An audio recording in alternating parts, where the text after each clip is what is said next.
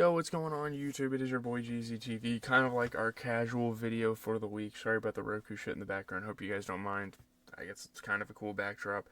But we're going to be talking about the ninth episode of Season 3 very slowly but surely. We are getting through this show. Obviously, Season 9, or not Season 9, Season 5 is coming out sometime this year. I guess once it gets close to coming out, we can kind of speed run and like dedicate more videos to the show so we can kind of get to the season and kind of be up to date for when they release episodes weekly. That will be kind of cool. But we're just going to quickly talk about this again, just a massive discussion. Not going to really edit this that much, so let's get into it. You know, I'm very into Sherry and Carrie as foils for Joe and Love. Their relationship is easy to mock, but they do seem to be strong in all the ways the Quinn Goldbergs are weak. They communicate, trust each other, support each other's separate interests, and I'm assuming they've never committed any felonies. Sherry's whole strategy here is, I think, pretty brilliant, and her ability to kind of stay cool in this bananas crisis is earning her a lot of points in my book as a character. At first, I wasn't really a big fan of her as a character. You know, she's done things recently, and I've been kind of a fan of hers. So the fact that Joe thinks he still has a leg to stand on when he can think things like, I have some absolute fucking weirdos in my basement, is wild. Joe and Love are dividing and conquering their latest hostage situation. Joe will clean the house, and Love will handle the Conrads. So, while cleaning, Joe finds a gun and carries luggage. So, who knows what they were planning to do that night? That's kind of an interesting kind of revelation there. We get more dull and pointless flashbacks to the Queen's Gambit tranquilizer den for separating the weak from the merely abandoned. Nurse Fiona's wrist is in a splint. Joe wants to rescue her, but he fails yet again. It's kind of that same old story.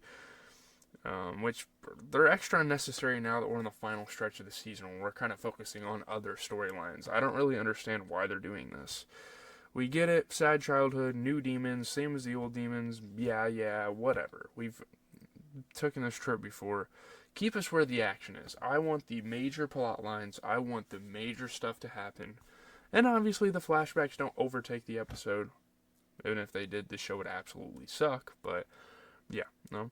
So Marianne, as expected, got bad news at the custody hearing and is sitting on the curb of the liquor store that she usually goes to, considering breaking her sobriety. She's got that bottle sitting in front of her.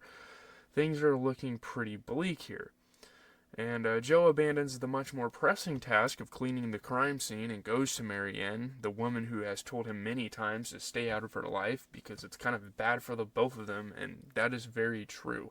This relationship they're starting to have is bad for the both of them, really. Joe, ever the empath, can tell that Marianne is embarrassed. I mean, no shit, Joe. Marianne reports that Ryan and Juliet are moving to New Jersey because Ryan got promoted. He's got this big break, this big opportunity, all that type of stuff. Joe takes this opportunity to confess that he killed someone because he really wants to make an emotional connection with her, so here he goes. The abusive boyfriend who hurt his mom. And again, that's kind of like a sympathetic standpoint. You can kind of like sympathize with that. And Marianne immediately absolves him from his childhood indiscretion. It's such a weird thing. Joe knows that Marianne would never do anything like his terrible, horrible slut of a mom. So time to have sex at Marianne's house. And I'm thinking to myself, Marianne, I'll deal with you later, but Joe, you cannot be doing this in the middle of the attempted double homicide cleanup day. What are we doing?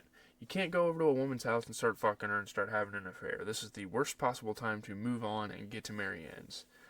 This is the other thing about the Joe-Marianne plot that is so infuriating to me. Marianne sets boundaries, Joe crosses them, and rather than this violation being a turnoff, she is ultimately happy that he did what she told him not to do, and quite immediately she's like, boom, let's have sex. Boom, you can talk to me. Boom, tell me all your stories. It's like, what the fuck? I thought you guys weren't good for each other. You have to have some respect for yourself. You have to have some authority, you know.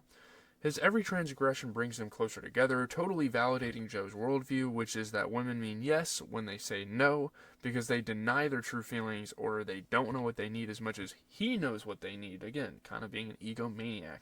And we, kind of fragments of that bit, but Marianne's situation is proving that way more than what Love's situation really proved. Of course, that is how Joe feels, but for the show to make Marion behave as she does, she isn't mad that he followed her here or entered her in the illustration contest, provides no audience surrogate, no pushback to Joe's way of seeing things. It makes it seem like the show is co-signing Joe's actions rather than just agnostically documenting them or positioning itself against them. Like, no one really gives them any resistance. So, back to our captives. Love's attitude towards them is extremely funny to me, as is Sherry's management of it. Victoria Pendretti's delivery of "what's up with him" as she eyes Carrie is just perfect, as is her accusation that Carrie is acting fucking weird. Sherry, who is a genius, wriggles into a soft place in Love's vulnerable heart by asking her if she's holding up okay and if she's written that letter to the Ashman School counselor yet. So, and Theo meets Love at the bakery, regular floor, not prison level, of course, to tell her all about the security footage and how his dad kicked him out, and now he's kind of on his own. He feels like he's going to start his own life. He's going to leave town, and he wants her to run away with him. Kind of like that Carly Rae Jepsen. "I love you," he tells her, and says, "Look me in the eye and tell me that your husband is not a violent man." Which Love, of course, can't fucking do. I like that you can tell Love is seriously considering this option, like maybe it is the best way out of her current predicament. I mean, probably fucking is. We know that Theo's kind of a stalker, we know that he is kind of a weirdo, but honestly, going away with him is better than what Love is planning to do. So Theo suggests that Love use the security footage to threaten Joe, even though it's not admissible in court. I mean, fucking finally. Finally, someone knows how the justice system works. Yeah, it's this teen who never goes to class, but whatever. It may not make that much sense, but this is the person that has to fucking tell you how it fucking is. I wonder if Love is planning an exit separate from Joe, where she frames him for everything. Surely Joe is planning the same, and now it's a race to the finish. That'd be kind of a cool dynamic to see. So, Carrie is doing loud chanting and holding planks because he is seeking a state of readiness, which is fucking hilarious. The way Shalita Grant says, "Well, I'm in a cage, and you're planking." Incredible. Sherry advises Carrie to use everything at their disposal, by which she means their relationships. Then, Love returns to see Sherry's face to unlock her phone. Use her face. Love reports that Sherry will be posting to her blog that she's going to be off the grid learning how to make placenta tea. So Sherry goes full ego manipulation, leveraging her closeness to Love and their alliance as women in a cruel world. As Sherry hoped she would, Love cracks. They start talking like they're sharing goss over wine. "Theo Engler tried to convince me to run away with him today," Love says, and Sherry is like, "Is it super gross that I think that's kind of hot?" Perfection. I'm so proud of Sherry, honestly, like how far she has come in this show. Love also shares that Matthew's been stealing surveillance footage from all over town to find out who killed Natalie, and Sherry offers up the brilliant idea of outing Matthew on her blog, pinning the whole thing on the men so the women can go free, which is fucking awesome. I think Sherry makes great moves in this episode. Every time Joe thinks he's falling in love, he becomes the most annoying person in the world. He takes a brief break from watching Marianne sleep to see the 10,000 missed calls and texts from Love on his phone. When Marianne wakes up, she says she's moving to New Jersey to be close to Juliet, which crushes Joe's spirit, even though technically he wanted her to be a perfect mom who would do anything for her kid. Joe decides there's only one solution to this conundrum: Ryan has to die, so they can't even get to New Jersey. So, when Joe gets home, he finds that Love has ripped out their Nest doorbell. She tells him all about Matthew's hacking of the security cameras and how she blogged about it as Sherry before posting that Sherry and Carrie fled to an undisclosed location amid this awful violation of their safety and privacy. The whole town is in an uproar, and finally, a phalanx of lawyers are scrambling to cover up Matthew's illegal dealings. You know, they can make big money off of this because they're usually pretty big lawsuits. Like, we're talking about privacy violations. So, as they embrace, Love spots the gun in Joe's waistband. Her response is, "These people are so much more fucked up than I thought," and then she very quickly goes to, "We can make it look like a murder-suicide. It worked before." Well, okay, do not pass go, do not collect $200. Let's get straight to the fucking point. So, over at Matthews, the Theo downloads all the security videos onto a USB. Don't know how that's fucking possible. Matthew's lawyer asks him to walk her through what exactly is haunting him. Matthew explains that something seems off about the footage where Natalie, who we know is Joe in Natalie's coat and hat, is driving away from the bakery. She tries to level with him. Natalie was a flawed person with secrets, and now she's dead, time to let it go. So Matthew erases all the data and smashes the monitor for good measure. I'd be fucking pissed too, I'm not gonna lie. So, with Love, Sherry continues trying to turn everyone against Joe. She drags him for cheating on Love and for letting you fix a marriage that never worked in the first place. But this allegation hits Love in the wrong spot, and she spins around to leave a gun in the little goodie box.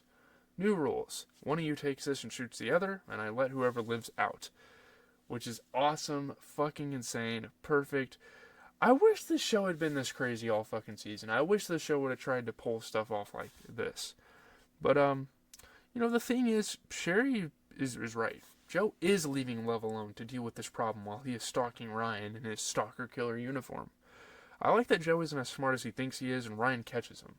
But in the ensuing struggle, Joe manages to shove Ryan over the ledge of a parking garage. The fall doesn't kill him, so Joe's gotta get down there and stab him with an X-Acto knife 4 times. He swipes Ryan's wallet, I assume to make it look like a violent mugging, and skedaddles. Joe doesn't feel bad about this murder because Ryan was real evil and Love is crazy and impulsive, whereas Joe is just a good soldier ridding the world of people he dislikes or finds inconvenient, like he's fucking Dexter Morgan. If Marion puts this together and still decides she likes Joe, this will be a fucking riot. So, meanwhile, Theo goes through the footage, again, and he finds some things. Matthew's obsessing over stuff. He catches something his stepdad somehow missed. A shot of Joe, out of disguise, getting into the driver's seat of Natalie's car. I thought he would call Matthew with this information, but he calls Love, as fate would have it. And then he goes to the bakery, without calling a cop or telling anyone, doesn't even drop a pin. What the fuck is Theo doing? So, Carrie's anxiety shits in a bucket to Sherry. I don't know how you're so regular without any soluble fiber. Tensions are escalating as they argue about which parent would be better for their kids, survival-wise. Carrie then decides he can try to open the door by shooting it, even though, obviously, the bullet ricochets and ends up getting Sherry's ear. Donald Trump, baby. But the sound of the gunshot did one good thing. It got Theo's attention. Sherry shouts the truth through the cage door to a stunned Theo, and you think to yourself, oh my god, Theo, you fucking child, call 911, what are you doing? But instead, he tries to find a key all by himself, which takes just a little too long because Love comes back. She sees Theo has the key, and he tells her that he knows that what the Conrad said is not true. Love is too calm now, which does not bode well for Theo. When she kind of has this nonchalant vibe about her, she's about to fucking pounce. So Theo swears he has footage from the day of Natalie's disappearance that proves Joe killed her and that Love doesn't have to keep protecting her terrible husband. Love tells Theo to leave Madre Linda, never come back, and never see her again. That sounds like a great deal to me, but Theo is an idiot, and it's too much of a simp. So Love promises to let the Conrads out the second you leave, which is obviously a blatant lie, and even a child should be able to hear that and see that. As soon as Theo's back is turned, she knocks him out with a fire extinguisher. In her sloppy effort to get him down the stairs, she loses control of his body and tumbles so hard that it smacks against the cement wall. Blood pools all around his body. Did Theo die? Not really sure. We're kind of left with that cliffhanger. But on this show, I say never say die until you've got the body in the ground. And sometimes not even then. So, yeah, that's really all I got. I think this was a pretty solid episode. This was crazy. This is probably one of the craziest episodes of the entire season so far. Yeah, I'm super excited to watch episode 10. We're obviously not going to do that for a while because we have other content to shoot. But as soon as possible, we're going to get to that. I'm going to kind of put these clips together, try to edit it as much as I can, cut some stuff out, and then, yeah, you guys are going to have a video. So leave a like, comment, and subscribe. This is a content schedule. I think tomorrow you guys are going to be getting the second video, The Road to Glory. I know compared to other YouTubers, I'm going a little slow, but I kind of want it to last a little longer than other people's series. Wednesday, I believe we're going to be reviewing Gran Turismo, the movie that came out last year. And then Thursday, we're going to be reviewing Dumb and Dumber, again, kind of going on my comedy journey. Friday, we'll either do a music video or hell, we'll probably watch the finale of this season. Maybe we will. So, peace.